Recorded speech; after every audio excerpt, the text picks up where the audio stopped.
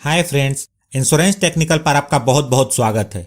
आज हम find out करने वाले हैं टर्म इंश्योरेंस पॉलिसी लेने के लिए टॉप 5 कंपनीज को, जो कि आधारित होगी IRDA के एनुअल रिपोर्ट 2018-19 के आधार पर, जिसे IRDA ने 16 दिसंबर 2019 को जारी किया है और IRDA के पिछले 4 साल के एनुअल रिपोर्ट के आधार पर हम इन 5 कंपनियों को फाइंड आउट करेंगे कुछ महत्वपूर्ण तथ्यों के आधार पर, जो कि इस प्रकार है।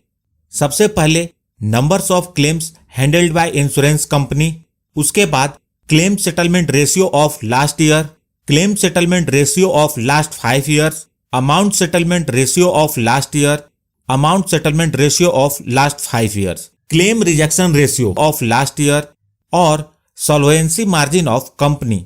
सॉल्वेंसी मार्जिन बहुत ही जरूरी है, जिसे ज्यादातर लोग ध्यान नहीं देते, एंड अदर फैक्टर्स, जिसकी चर्चा इस वीडियो के बीच में करता रहूंगा।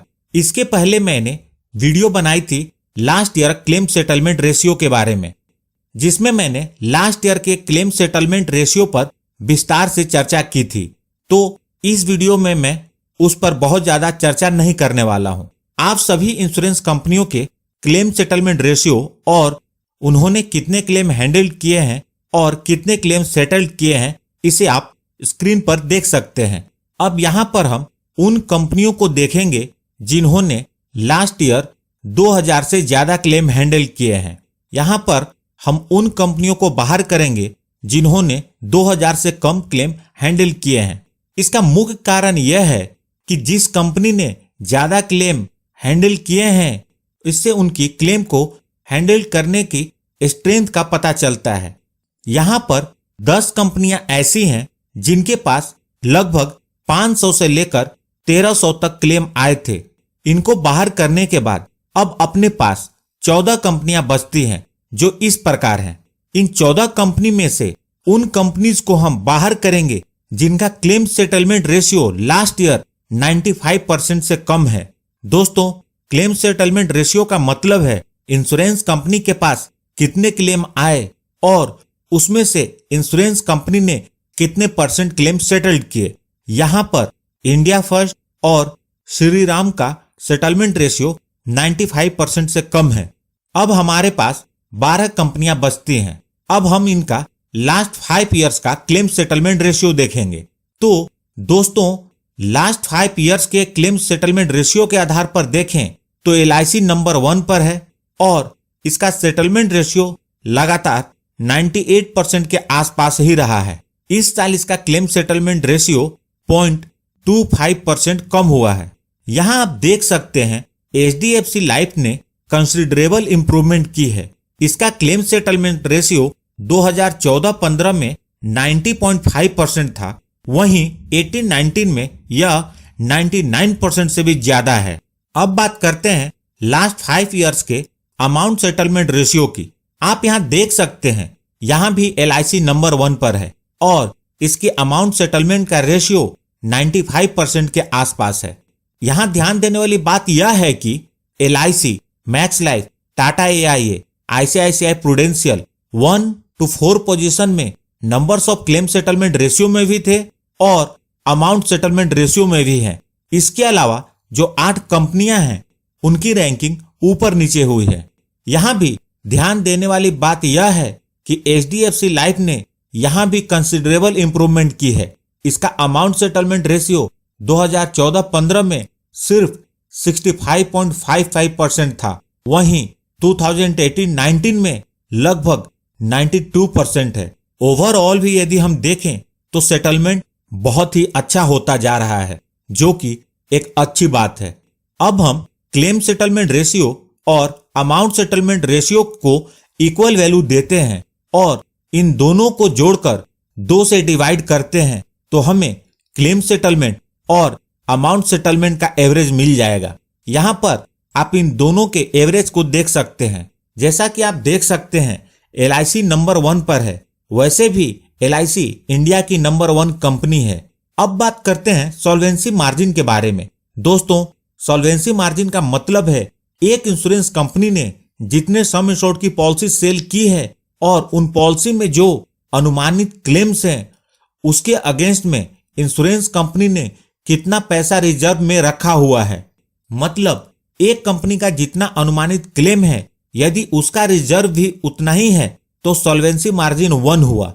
IRDA की गाइडलाइन के अनुसार इंडिया में जितने भी इंश्योरेंस कंपनीज हैं उनका सॉल्वेंसी मार्जिन 1.5 जरूर होना चाहिए। मतलब एक कंपनी का जितना भी अनुमानित क्लेम है उसके 1.5 गुना रिजर्व उन्हें रखना होता है। किसी भी इंश्योरेंस कंपनी का सॉल्वेंसी मार्जिन जितना ज्यादा है उतना ही अच्छा है। आमतौर पर देखा गया है कि कंपनी जब नई होती है तो उसका सॉल्वेंसी मार्जिन ज्यादा होता है और धीरे धीरे यह कम होता जाता है। जनरल क्लेम्स में इस मार्जिन से ज्यादा फर्क नहीं पड़ता, लेकिन जब बड़े लेवल पे तबाही होती है या बड़े लेवल पे नेचुरल डिजास्टर होते हैं तो यह बहुत काम का होता है। दोस्तों, इंश्योरेंस पॉलिसी में एक फोर्स मैजोरे क्लॉज होता है जिसके तहत बहुत बड़े डिजास्टर होने पर इंश्योरेंस कंपनी क्लेम को देने से मना कर सकती है। वैसे टाइम पे तो सॉल्वेंसी मार्जिन बहुत ही काम का होता है। इस फोर्स मैजोरे क्लॉज के बारे में मैं अलग से वीडियो बनाऊंगा और उसमें इसकी विस्तार से चर्चा करूंगा। दोस्तों, इस वीडियो को बनाने में मैंने बहुत ही मेहनत किया है, तो मेरी इस मेहनत के लिए एक लाइक तो बनता है। तो प्लीज इस वीडियो को अभी लाइक कर दें और मुझे प्रोत्साहित करें। अब देखते हैं इन 12 कंपनियों की लिस्ट को सॉल्वेंसी मार्जिन के साथ। यहां पर मैं LIC को नंबर 1 पर रखता हूं। लास्ट ईयर जितने भी इंडिया में क्लेम आए थे उसमें से सिर्फ LIC के पास 87% क्लेम थे। उसके बावजूद जो सेटलमेंट है वो बहुत ही अच्छा है। दूसरे नंबर पे मैं मैक्स लाइफ, टाटा AIA और ICICI प्रूडेंशियल ये तीनों को रखता हूं। इसका कारण है इनकी सेटलमेंट, ब्रांड वैल्यू और तीनों की सॉल्वेंसी मार्जिन जो कि बहुत ही अच्छे हैं। तीसरे नंबर पे मैं आदित्य बिरला लाइफ और कोटक महिंद्रा को रखता हूं।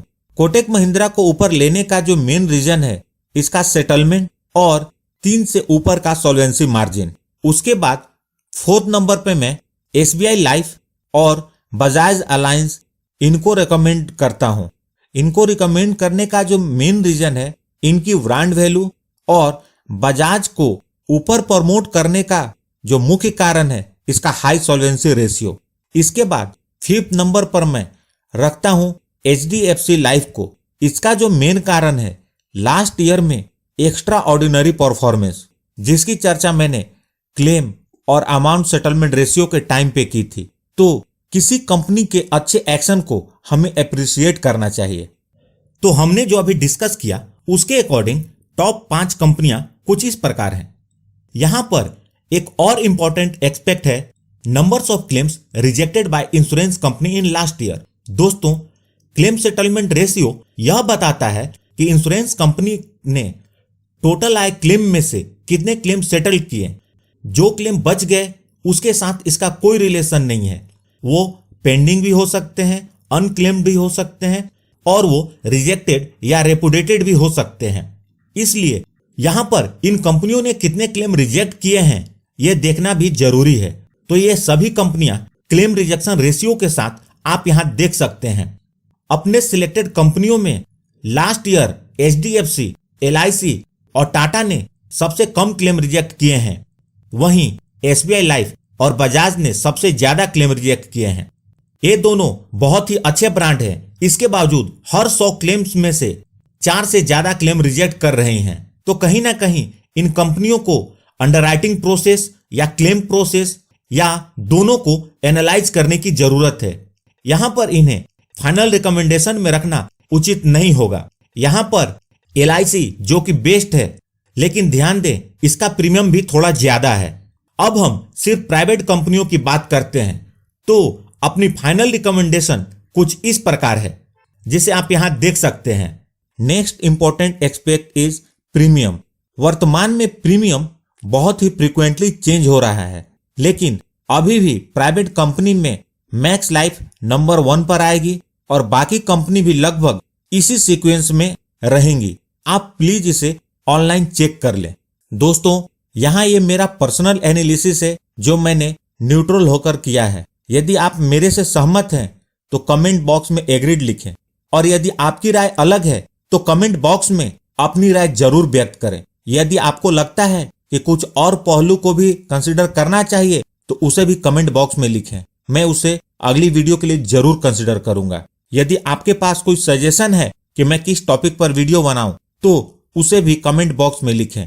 यदि आप टर्म इंश्योरेंस पॉलिसी लेने का प्लान कर रहे हैं तो आप मेरी best term insurance for you video जरूर देखें, जिसमें आपको बहुत ही काम की इंफॉर्मेशन मिलेगी। यदि आपने इस चैनल को अभी तक सब्सक्राइब नहीं किया है तो कर लें और जुड़ जाएं हमारे साथ इंश्योरेंस प्रोफेशनल से इंश्योरेंस की जानकारी के लिए, और साथ में बेल आइकन को भी क्लिक कर दें और उसके बाद ऑल को भी सिलेक्ट कर लें, ताकि जब भी मैं न्यू वीडियो अपलोड करूं मेरी सभी वीडियो की नोटिफिकेशन आप तक तुरंत पहुंच जाए। और अंत में अपना कीमती समय निकालकर वीडियो को देखने के लिए आपका बहुत बहुत धन्यवाद।